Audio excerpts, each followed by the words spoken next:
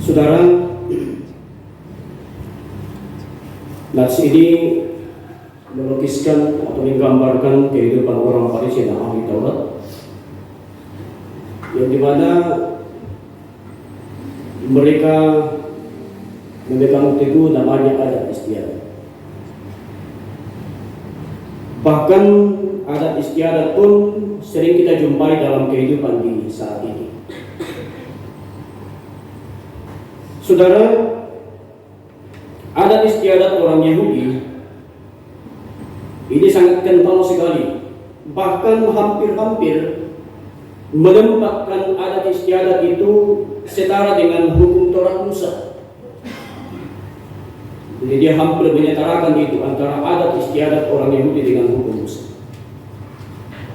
Karena itu saudara, seorang tokoh bernama Eugene Boring, dia katakan bahwa kehadiran orang Farisi dan orang-orang Saduki dari Yerusalem untuk menjumpai Yesus adalah bentuk perlawanan kepada Yesus yang telah dimulai dari Galilea. Jadi saudara, rupanya ada maksud terselubung dari Farisi dan Saduki untuk datang menjumpai Yesus.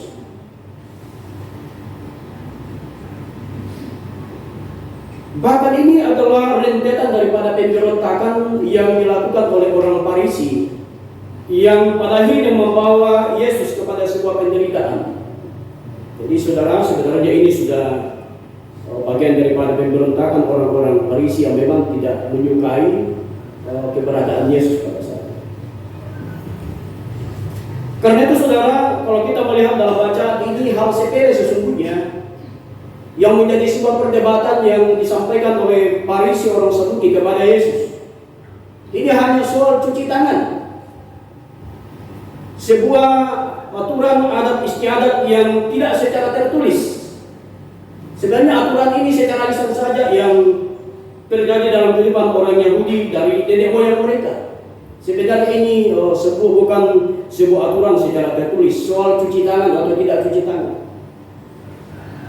Nah, karena dikatakan Eugene Boring ini bahwa kehadiran orang Farisi menjumpai Yesus adalah untuk mencari-cari kesalahan Yesus, karena tidak ada celah bagi mereka untuk memojokkan Yesus, sehingga dia selalu berusaha bagaimana caranya supaya mereka menemukan celah untuk bisa memojokkan Yesus.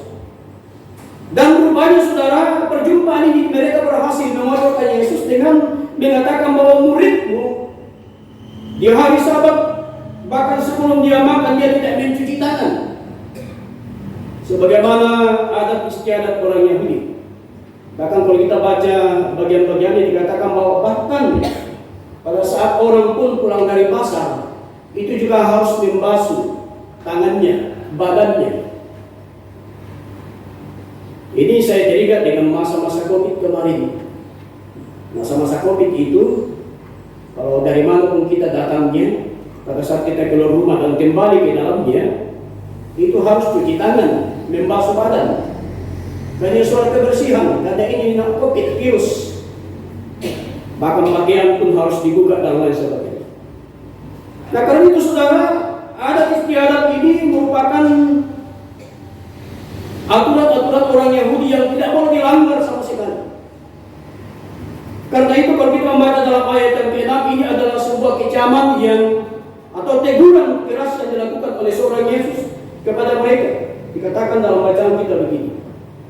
Jawab Yesus kepada mereka, benarlah nubuat Yesaya tentang kamu, hai orang-orang munafik.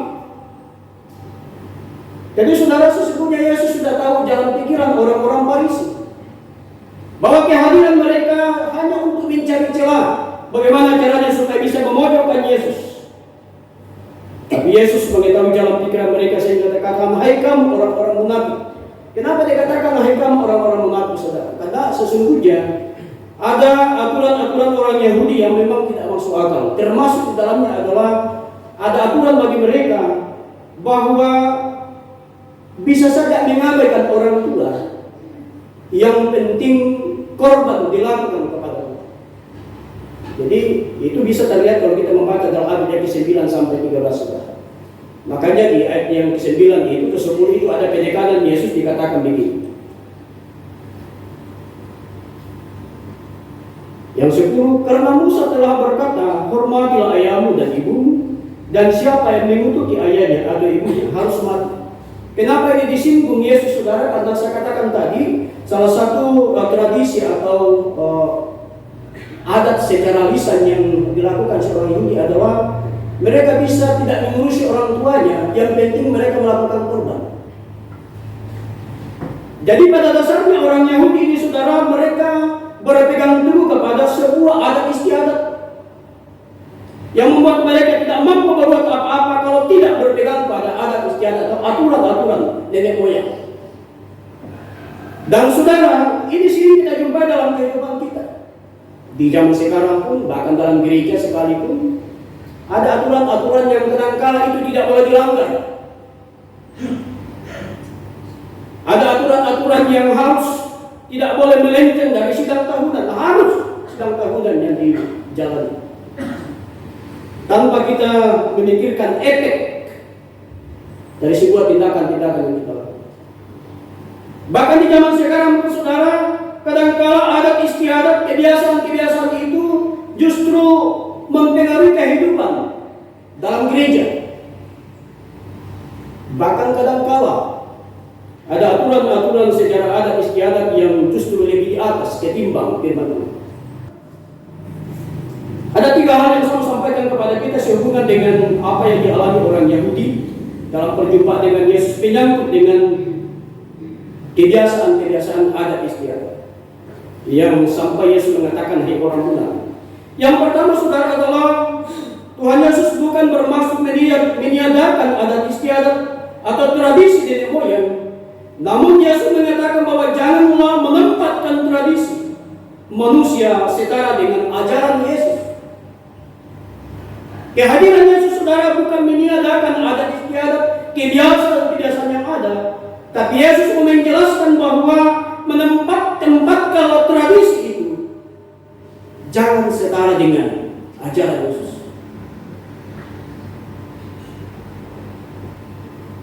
Janganlah kita mengesampingkan perintah Tuhan dari otoritas adat istiadat yang semu itu. Sebab Tuhan tidak menginginkan kita sebagai manusia kelihatannya melakukan perintah Tuhan, tapi kenyataannya, saudara, kita melakukan perintah manusia. Ada begitu banyak terjadi dalam kehidupan ini, bahwa dalam berbakti kepada Tuhan seakan-akan kita melakukan perintah Tuhan, tapi sesungguhnya kenyataannya, saudara, bukan kita melakukan perintah Tuhan, tapi kita melakukan perintah manusia. Dan di sini bisa terjadi namanya penyembahan berhala. Pada saat kita lebih condongkan diri kita kepada aturan-aturan manusia ketimbang aturan-aturan yang ditetapkan Allah bagi hidup. Termasuk ini, saudara, soal cuci tangan sesungguhnya itu bukan masalah. Kalau soal kebersihan yang bisa saja, ya, karena tidak mungkin kita makan saja tanpa harus cuci tangan. Tapi ini bukan sorotan dari orang itu. Yang kedua, saudara, Yesus mengecam bukan soal cuci tangan atau tidak cuci tangan, tetapi yang menjadi sorotan Yesus adalah tata cara beribadat orang Yahudi, tata cara beribadat yang dikatakan di sana bahwa mereka lebih kepada sebuah persembahan, sebuah korban ketimbang kehidupan mereka. Makanya dalam ayat yang ke-7 itu, ayat yang ke-86 bagian B dikatakan, bangsa ini memuliakan aku dengan bibirnya, padahal hatinya jauh daripadaku. Saya takutnya kita juga mengalami. Sama katakan, saudara, bahwa rajinnya kita datang bersekutu kepada Tuhan bukan sebuah ukuran bahwa kita memuliakan Tuhan. Karena sering saya katakan juga bahwa kadangkala orang rajin dalam ibadah baik di gereja maupun persekutuan, kenapa? Supaya dia tetap sehat-sehat. Dia rajin datang beribadah supaya diberkati Tuhan. Jadi itu dasarnya. Dia datang ibadah supaya dia diberkati, supaya sehat-sehat. Ini bukan dasarnya, saudara. Kita datang berbakti kepada Tuhan karena kita ingin memuliakan Dia sebagai Allah yang menciptakan kehidupan ini.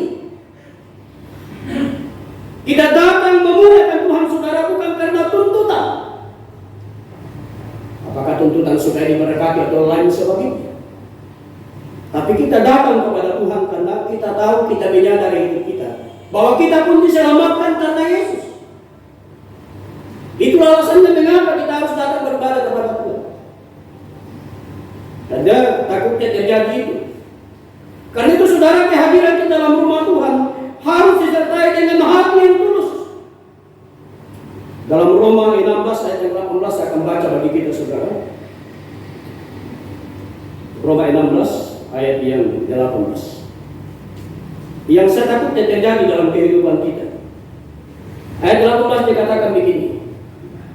Sebab orang-orang demikian tidak melayani Kristus Tuhan kita, tetapi melayani perut mereka sendiri. Dan dengan kata-kata mereka yang muluk-muluk dan bahasa mereka yang manis, mereka menipu orang-orang yang tulus hatinya.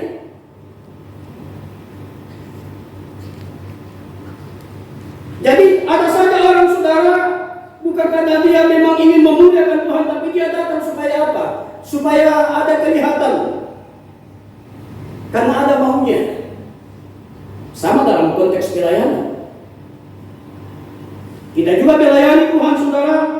Ya kami ini, baik kami sebagai pendeta, penatua, semas, atau apapun tugas kita dalam sebuah pelayanan, hendaknya didasari dengan sebuah untuk kemuliaan Tuhan.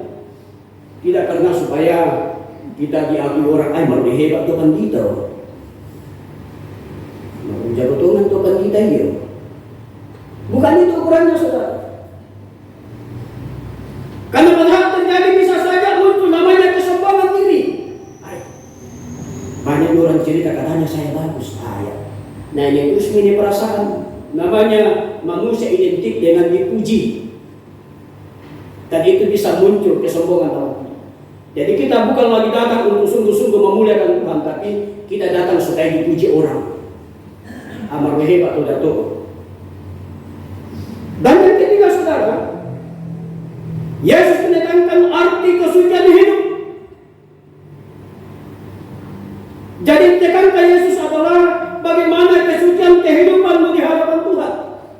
Yang dikatakan bahwa dalam firman Tuhan dalam Injil, kalau kita membaca ayat-ayat selanjutnya, bahwa yang menajiskan orang itu bukan apa yang masuk ke dalam, tapi yang keluar. Yang mau ditekankan Yesus adalah bukan soal haramnya atau halalnya, tetapi apa yang keluar dari mulutmu yang adalah pancaran hatimu. Karena dikatakan bahwa pada saat hati kita baik, saudara, pada saat hati kita sungguh-sungguh diserahkan, dipersembahkan kepada Tuhan, maka dari hati inilah akan terpancar namanya sukacita. Karena kalau kita melihat dalam bacaan ini, saudara, justru dikatakan bahwa hati-hatilah, ayat yang ke-20. Katanya, apa yang keluar dari seseorang itulah yang menajiskannya. Sebab dari dalam, dari hati orang timbul segala pikiran jahat, pencabulan, pencurian, pembunuhan, persinahan, serakahan, kejahatan, kelicikan, hawa nafsu, iri hati, hujat, kesombongan, kebebalan. Dari mana munculnya ini, saudara? Dari hati. Karena itu tema kita mengatakan baharuilah hidupmu. Ada satu tokoh, saudara, yang luar biasa dalam kata-kata bijaknya. Dikatakan begini, jangan izinkan standar dan prinsipmu ditentukan oleh apa kata manusia, tetapi milikilah sendiri standar dari prinsip yang berasal dari Allah dan yang disukai olehnya. Jangan dalam menjalani kehidupan ini, saudara, apa kata orang yang kita jalani, tapi belajarlah memiliki standar prinsip hidupmu sebagaimana yang Tuhan inginkan dalam hidup kita. Ada satu cerita mungkin kita sudah pernah dengar, bahkan saya sudah pernah mungkin ceritakan, tapi tidak apa-apa saya ulang lagi. Satu ketika saudara ada seorang kakek dan bersama dengan anaknya, cucunya, dia berangkat hendak ke pasar menjual keledai. Dalam perjalanan saudara, seorang kakek dan cucu membawa keledai dan dia masuk di kampung yang pertama. Orang kampung mengatakan, ini kakek sama cucunya masa jalan kaki, sedangkan itu keledai jalan saja. Coba dia naik di atas. Setelah lewat kampung, dia kasih naiklah cucunya keledai. Masuk kampung yang kedua, orang-orang kampung berkata, ini anak ini tidak tahu diri, masa dia enak di atas keledai, kakeknya jalan kaki. Setelah lewat, kakeknya bilang, kita tukaran. Kakeknya naik, cucunya berjalan. Masuk dalam kampung yang ketiga, orang kampung berkata lagi, aduh, ini kakeknya tidak tahu diri, masa teganya dia di atas keledai sedangkan cucunya jalan kaki. Sekarang dia bingung saudara, dia masuk kampung lagi, dia ambil cara lain. Kakek dan anak dia coba memikul, dia pikul itu keledai. Dia masuk di kampung terakhir, orang kampung mengatakan, dasar cucu dan kakek sudah bodoh keledai, dibodoh dia. Ngapain keledai harus dipikul? Saudara, perjalanan kehidupan manusia kadangkala dia berjalan karena apa kata orang. Tanpa dalam dirinya memiliki prinsip hidup, standar hidup yang sesungguhnya harus dijalankan sesuai dengan prinsipnya Allah. Jadi saudara, saya mengatakan bahwa pembaharuan hidup bisa terjadi pada saat kita memiliki standar prinsip dan komitmen hidup, bukan karena pengaruh orang lain.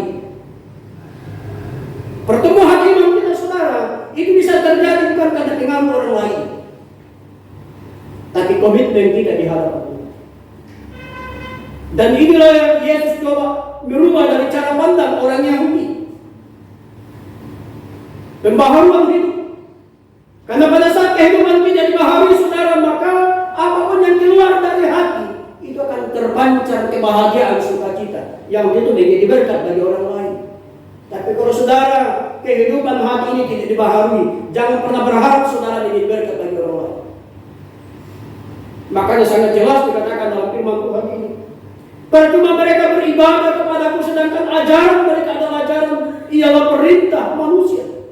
Perintah Allah kamu abaikan untuk berpegang pada adat istiadat manusia. Jadi dia lebih condong kepada adat aturan-aturan dunia, aturan-aturan yang dirancang manusia, ketimbang mereka harus melakukan aturan-aturan yang sudah ditetapkan Allah bagi hidup. Karena itu saudara, berangkat dari sini Yesus mencoba menyampaikan bahwa kata haram di dalam imamat itu dihalalkan dalam perjanjian baru. Bukan soal mana yang bisa dimakan, mana yang tidak bisa dimakan.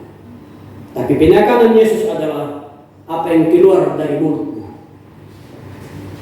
Karena mulut yang sama saudara memberkati orang, tapi mulut yang sama bisa juga memiliki orang. Ini kadangkala kita tidak berpikir panjang. Karena itu saudara, orang pintar mengatakan bahwa hati-hatilah, mulutmu adalah harimau. Mulutmu adalah harimau. Menjalani kehidupan ini harus terkontrol. Kalau kita merasa bahwa apa yang akan kita sampaikan saudara akan menyakiti perasaan orang lain, jangan pernah lakukan itu. Kata bijak mengatakan, kalau kau tidak mau dicubit orang, cubitlah diri. Kalau sakit, jangan kau lakukan kepada orang. Karena itu beribadah kepada Tuhan saudara harus berlandaskan kekudusan, bukan sesuai dengan aturan-aturan agama. Kehadiran Yesus mau menyatakan kepada kita bahwa kehidupan ini semua halal. Yang menyedihkan kita adalah hendaknya perkataan-perkataan yang terkontrol. Dan tentu harus dimulai dari hati yang sudah dibaharui. Hati yang dibaharui adalah hati yang bisa memancarkan buah-buah roh dalam hidupnya. Jadi kalau masih ada orang Kristen, masih ada orang percaya yang kadang-kala keluar dari mulutnya tidak bagus, berarti belum terjadi namanya pembaharuan dalam hidup. Orang yang dibaharui adalah orang yang dalam menjalani kehidupannya juga mampu menjadi teladan berkat bagi orang. Ini penting bagi kita.